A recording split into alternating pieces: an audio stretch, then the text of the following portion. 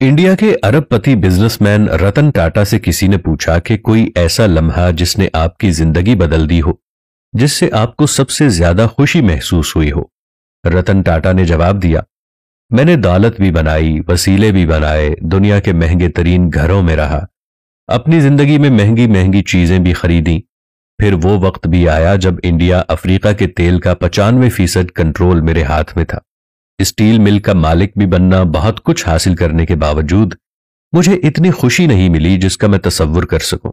मगर एक दिन मेरे दोस्त ने कहा, चलो माजूर बच्चों को व्हील चेयर्स देने चलते हैं। तो मैंने 200 व्हील चेयर्स खरीदी। फिर हमने बच्चों में वो व्हील चेयर्स बांट दी। उस टाइम मैंने बच्चों के चेहरे पर अजीब खुशी देखी। बच्चे हंसते मुस्कुराते इधर उधर खेल रहे थे। बच्चों में ये खुशी की लहर देखकर मुझे लगा मैं किसी पार्क में आ गया हूं जहां बच्चे पिकनिक मना रहे हैं। जब मैंने जाने का फैसला किया तो एक बच्चा आकर मेरी टांग से लिपट गया। मैंने उसको 1-2 बार दूर किया मगर वो चिपका रहा। मुझे गौर गौर से देखने लगा। मैंने पूछा, बच्चे और कुछ चाहिए क्या?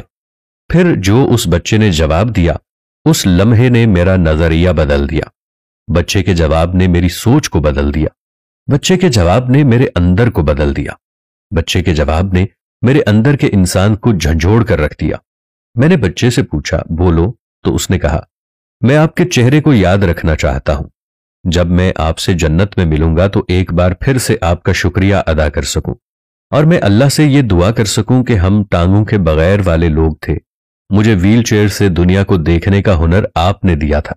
रतन टाटा 200 चेयर्स देने के बाद कहते हैं कि मैंने दुनिया में बहुत सारे फलाही इदारों को सपोर्ट किया, मैंने दुनिया में बहुत सारे अजीम काम किए, लेकिन मेरे दिल को सुकून कभी नहीं मिला, मेरे दिल को तसल्ली कभी नहीं मिली।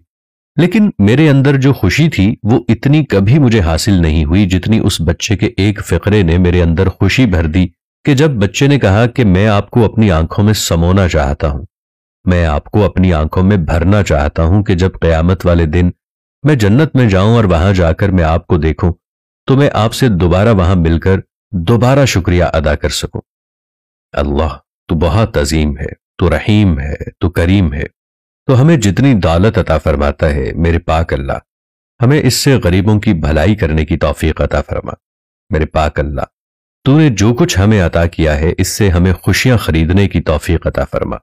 मेरे पाक अल्लाह, कदम कदम पर लम्हा ब लम्हा दुख और गम है।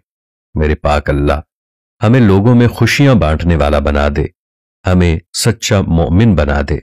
अगर रिफाह आम्मा के काम से किसी गैर मुस्लिम के दिल को तमानियत हासिल होती है तो या अल्लाह, अपने ईमान वाले बंदों को दूसरों की खिदमत करने की, रिफाही कामों में हिस्सा लेने की तौफीक अता फरमा और उनको इसमें हकीकी तमानियत हासिल करने की तौफीक अता फरमा।